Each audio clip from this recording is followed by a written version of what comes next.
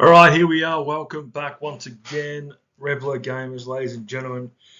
We have uh, round for the Sunday of Ratcon 2025. Um, Double Dark Angels, two really hilariously fun and good games. Two great opponents. One win, one loss. Um, yeah, Wrath of the Rock. Both played Wrath of the Rock against Primaris. Wrath of the Rock is a hell of a lot harder to deal with. So let's jump into it. As you can see again, Farsight, Shadow Sun, Cold Star with two Cold Stars, one with Fusion Blades, one with Air Fragmentation, Strength Increaser, uh, two Broadsides, Fire Knife, Star Size, two lots of Sunforged, Ghost Kill, Piranha, one Riptide, three Stealth Suits, two Vespid Sting Wings, and two lots of Carnivores. Turns out that flat 3 damage weapons are actually useful when fighting into Terminators. I know that they are in Wrath of the Rock. Terminators are neg 1 to neg 1 damage, but as long as they fail saves, I killed 3.5 squads of Terminators plus 2 characters, and the Lion, which was massive. I got rid of a Repulsor and something else. I can't remember what else he had. He had another Dreadnought. I was pretty proud of myself for being able to do that. I was expecting it to be an absolute just shenanigans. But yeah, let's jump in. We had mission end, Crucible Battle, Hidden Supplies. My opponent was the defender, and I went first. As I stated already, 3 damage guns are going to do more damage than I expected. I felt confident with my deployment. I know Dark Angels have got them, so I didn't have to question any of the rules. I hadn't really gone through Wrath of the Rock massively, but knew most of what was being said and didn't even have to, like, anything I questioned, I just opened my app and have a look myself. And it was funny because he had Dark Towers, another army, so we both trusted each other. We both had a lot of laughs. But yeah, the twist for this mission, which I forgot to list down, the mission 4 was called Who Wants to Be a Reptilianaire? And once per game, we had 3 abilities. 50-50, phone a friend and ask the audience. Everyone was given a general knowledge question card for ask the audience. And if you asked someone that wasn't, you couldn't ask your opponent, you had to ask another player, and you could gain an extra CP outside of the designated 3 you could earn for the game. The phone a friend, you could call the TOs or personal friends to roll dice for you or for your opponent. We didn't end up doing that one. We didn't use Ask the Audience. We both used 50-50, which 50-50 was the most hilarious of things possible. Once per game, you could roll 50-50, and if you rolled an unmodified 4-up, whatever you needed to hit, kill, hit, wound, a saving throw, or battle shock, deadly demise, charge, and a charge would automatically succeed all of those things. So, but the charge was, if it was a 12-inch charge, it had to be, you could use it on any charge, but it was more entertaining to use on a 12-inch charge. Both of us did and successfully managed to roll the 4-up. We both absolutely busted ourselves laughing when it happened. Mine was a little bit more devastating than my opponent's, because I managed to roll a charge and then tank shock. The tank shock then killed exactly what I was charging into, which hilariously, it was Farsight. Not Farsight. Hilariously, it was the Lion. So I tank shocked the Lion to death with my 12-inch charge, thanks to having Tower vehicles. and yeah, killed the line. And we thought it was funny as fuck. Excuse the French. But yeah, it made for a real interesting game. There was a lot of laughter. And it was very fairly played. Like I made a mistake and asked to retcon to retcon it. But because the game was at a point in time where we were like 2 points difference, and it probably would have made a difference to the scoring. And I don't blame my opponent whatsoever because I would have done the exact same thing in his place. He said, "No, we're too far." You know what? We were both honest about it, and both agreed. You know, and I said the same thing to him. Look, if we were roles reversed, he asked me, he said, roles reversed, what would you do? I said the same thing. Like, no harm in asking because we were having that kind of game where it was friendly, it was on the up and up. There was no stupid shenanigans, there was no bullshit. There was no like, it was just a fun game. Yeah, I lost, but I come away from that game knowing that Terminators aren't as scary in the meta if you can deal with them.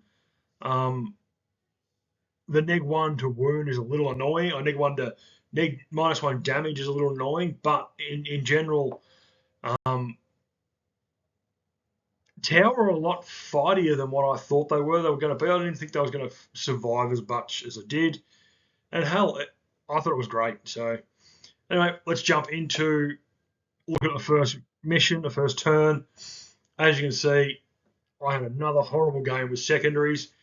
Um, I drew attempting target and storm hostile. I sacrificed attempting target for a CP. My opponent drew assassination and engage, discarded assassination for a CP.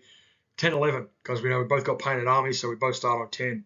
And probably something I haven't explained through all of the videos is that in a competitive sense, if your army is painted, you automatically start on 10 victory points at the start of the game, meaning that you can get to 100. If you have an army that's not painted, not finished painted, then you don't get it, meaning the max you can score is 90, so you would already at a 10-point disadvantage.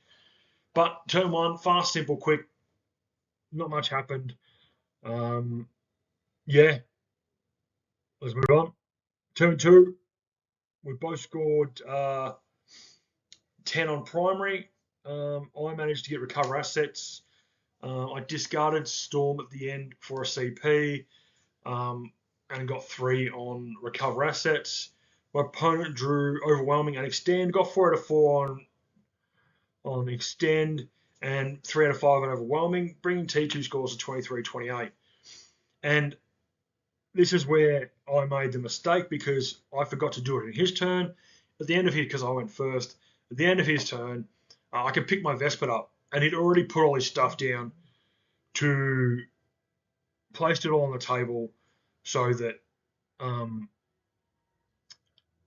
there was no more deep strike for him because he rapid ingressed in my turn. And as we jump through, you can see that,